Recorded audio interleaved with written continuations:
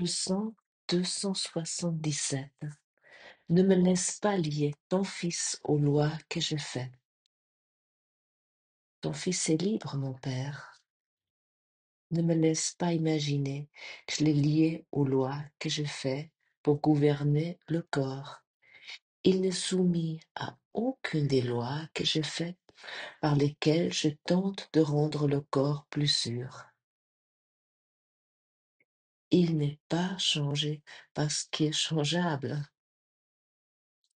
Il n'est l'esclave d'aucune des lois du temps. Il est tel que tu l'as créé, parce qu'il ne connaît pas de loi, sauf la loi de l'amour. N'adorons pas d'idole et ne croyons aucune des lois que l'idolâtrie voudrait faire pour cacher la liberté du Fils de Dieu. Il n'est rien qui le lie, sauf ses croyances. Or, ce qu'il est bien au-delà de sa foi, en l'esclavage ou en la liberté. Il est libre parce qu'il est le fils de son père.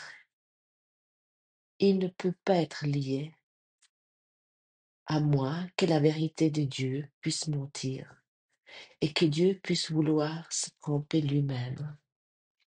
Bienvenue ce matin dans cette nouvelle étape. Ne me laisse pas lier ton fils aux lois que je fais.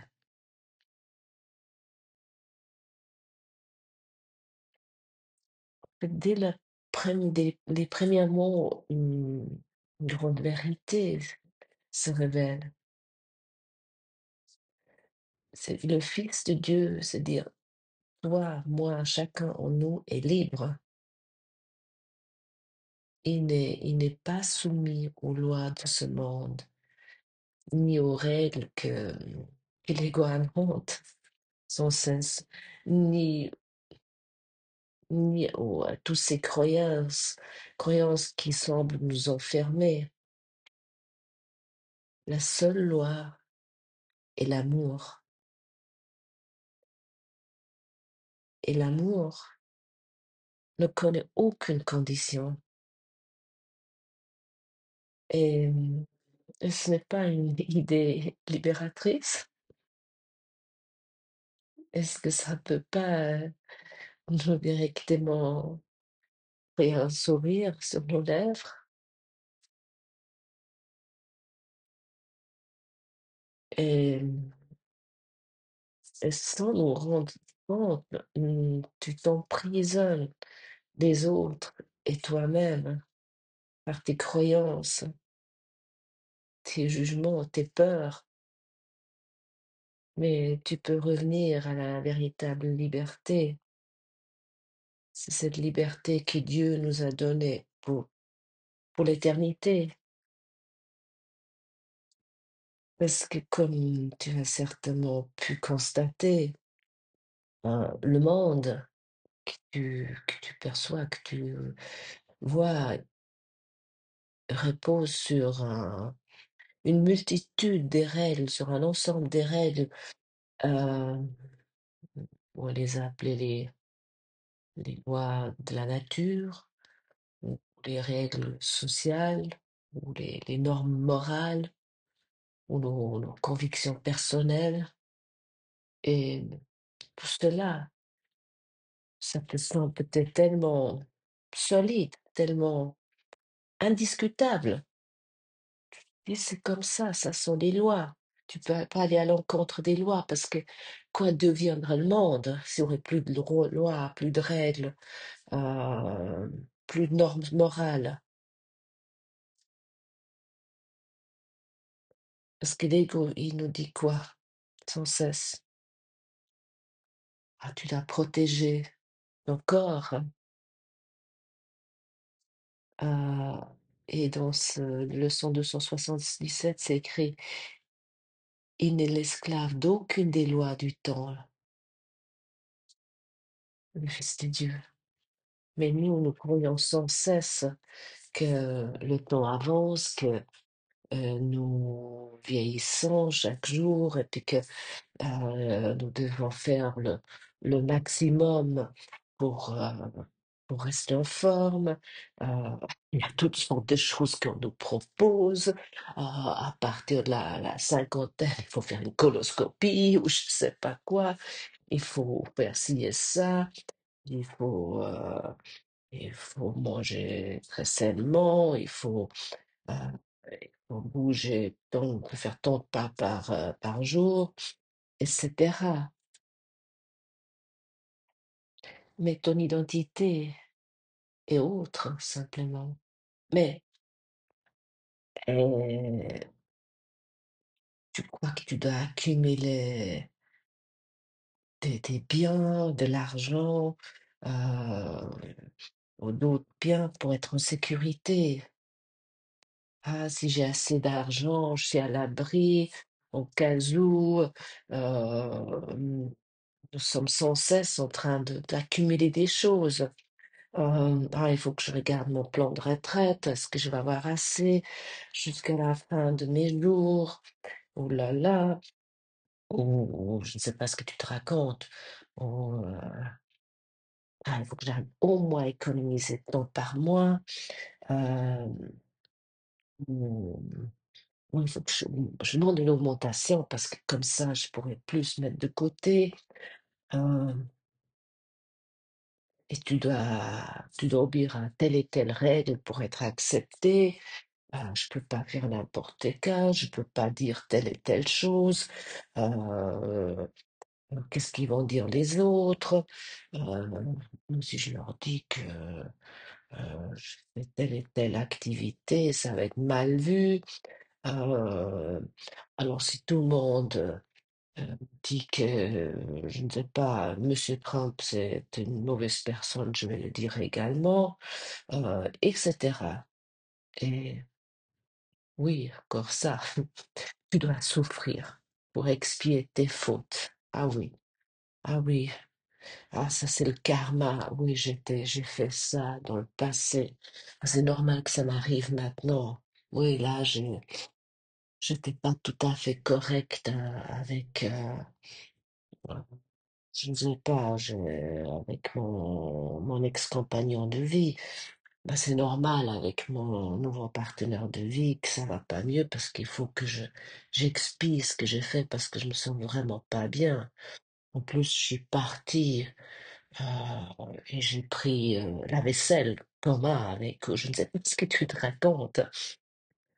Et, mais surtout, ainsi nous passons, oui, toute notre vie à tenter à rendre ce corps plus sûr. Tu cherches sans cesse des garanties dans le temps et dans les choses du monde. Euh, Ça, c'est notre préoccupation, en fait, si tu observes, ce qui nous préoccupe tout au long de cette vie. C'est une course après ça, c'est une course contre la montre, au fond. Parce que le corps, à un moment donné, il va nous quitter. Mais au moins, ce qu'on se dit, ah, si je meurs dans mon sommeil, et que j'aurai pas un cancer. Mais la vérité est simple. Le Fils de Dieu est libre. Il n'est pas soumis au temps. Il n'a pas changé parce qu'il change. Il, il est tel que Dieu l'a créé. Tu es tel que Dieu l'a créé. Il y a un esprit immuable, infini, éternel et libre dans l'amour. Tu vas me dire, oui, mais c'est bien joli ce que tu racontes, mais la vie est totalement autre. Mais accepte simplement te dire, ok, je suis prêt de m'ouvrir pour ça. Je, je, je veux m'ouvrir pour ce que j'entends, pour ce que je lis ici, que je ne suis pas liée aux lois que j'ai faites. Une- Et simplement d'accepter que tu es tel que Dieu te l'a créé et demande au Saint-Esprit, OK, tout cela, ça me semble tellement possible, insurmontable, mais je, j'ai ce petit désir, cette petite détermination d'accepter. Aide-moi, mon enseignant intérieur.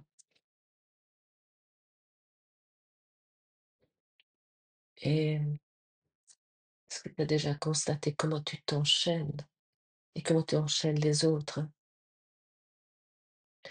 Parce que chaque fois que tu regardes ton frère, ta sœur, et que tu crois qu'il est limité, tu le lis aux lois de ce monde, et toi avec. Par exemple, si tu penses qu'il est prisonnier de sa culpabilité, tu le maintiens coupable à tes yeux. Si tu crois que telle et telle personne, il est fautive, oui, tu te maintiens avec lui dans cette culpabilité. Ou si tu vois, toi, en tant que malade, ou tu vois quelqu'un comme malade, par exemple, je ne sais pas, ta mère, ton mari, peu importe, ton collègue de travail, et tu crois que cette guérison dépend uniquement d'un médicament et rien d'autre, ça ne veut pas dire que tu as ou cette personne ne peut pas prendre le médicament, mais tu le maintiens enfermé dans la maladie. Vois au-delà de ça, vois-le tel que Dieu l'a créé. Et le Fils de Dieu est libre, il n'est pas soumis à ce corps. Non. Et si tu juges à travers le passé, à travers son passé, si tu juges peu importe qui, avec qui peut-être tu étais en conflit, et tu dis, ah, mais il a toujours été comme ça, et ce qu'il m'a fait à l'époque, et puis tout ce que tu te racontes, et, et tu te racontes sans cesse cette histoire du passé. Le passé, ça c'est quelque chose qui nous emprisonne tellement, et comment, parce que tu as déjà observé comment nous adorons parler du passé. Aussi dans le genre de dire: «Ah mais c'était mieux avant» et cetera. Mais c'est une histoire que tu te racontes et à ce moment-là, tu figes, tu te figes dans une histoire qui n'existe plus et tu figes tes frères et tes sœurs avec, dans cette histoire qui n'existe plus. Mais dès que tu choisis de voir autrement, de te voir autrement et de voir tes frères et tes sœurs autrement. Dès que tu te rappelles que le soi-disant autre est tel que Dieu l'a créé, il a créé un esprit libre, innocent, pur.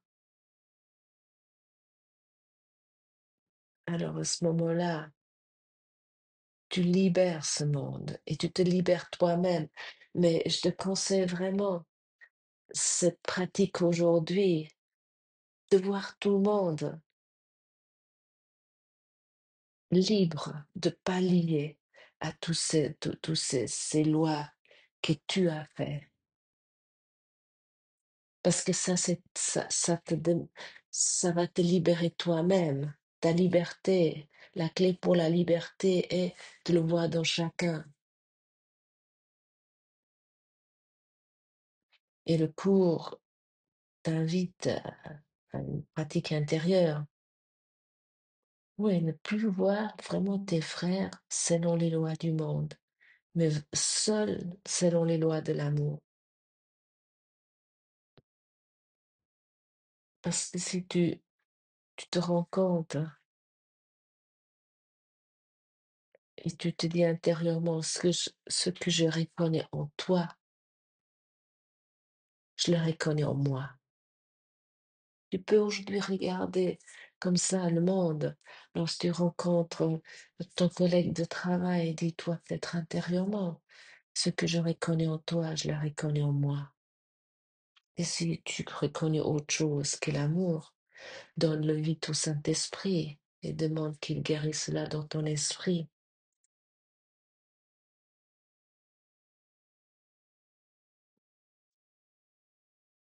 Et ici, dans cette leçon, on nous parle des idoles. Nous adorons pas d'idoles et ne croyons aucune des lois que l'idolâtrie voudra faire pour cacher la liberté du Fils de Dieu.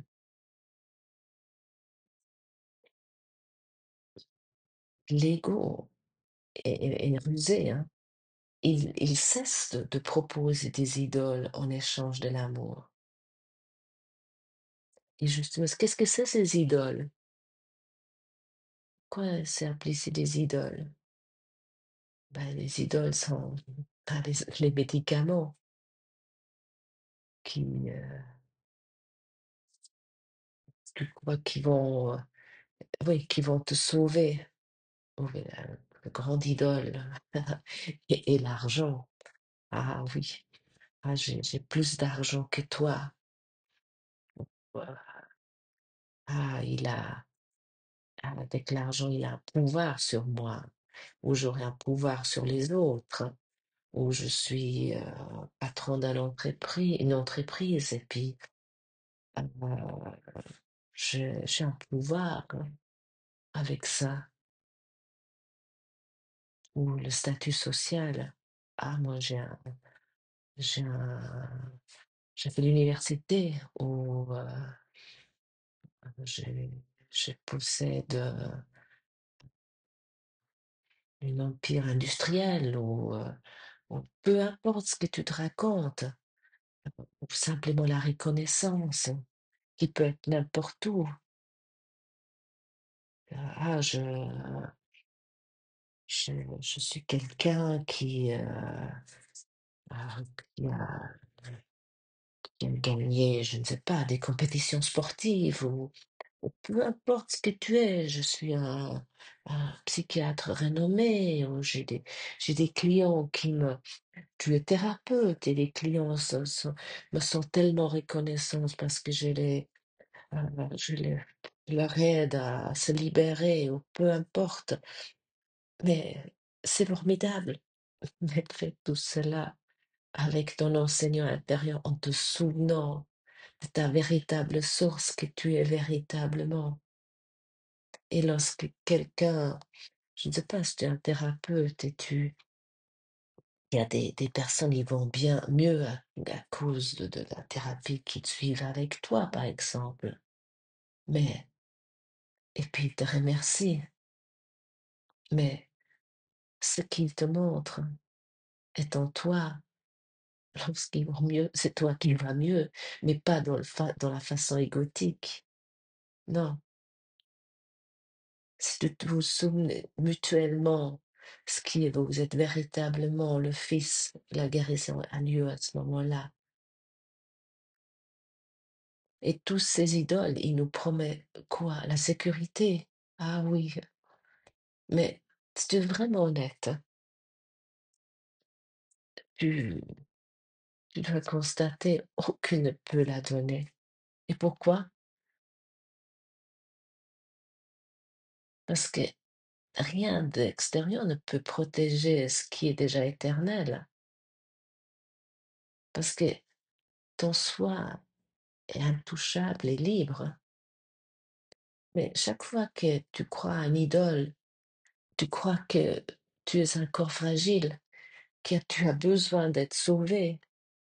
Mais chaque fois que tu te tournes vers Dieu, tu te rappelles, je ne suis pas un corps, je suis esprit, je suis un pur esprit,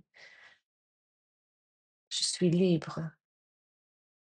Et chaque fois que tu te tournes vers Dieu, vers notre Père, tu, tu te rendras compte, tu te rends compte que la seule sécurité est dans l'amour. Seules nos convictions nous empêchent de voir la vérité. Mais nous pouvons lâcher cela. Nous avons la possibilité.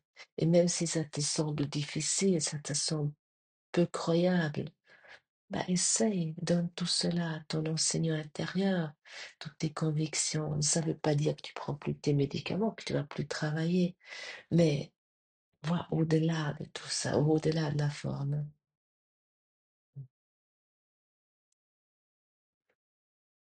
Et ce nos convictions nous empêchent de voir la vérité. Ce qu'un esprit pense est vrai pour lui.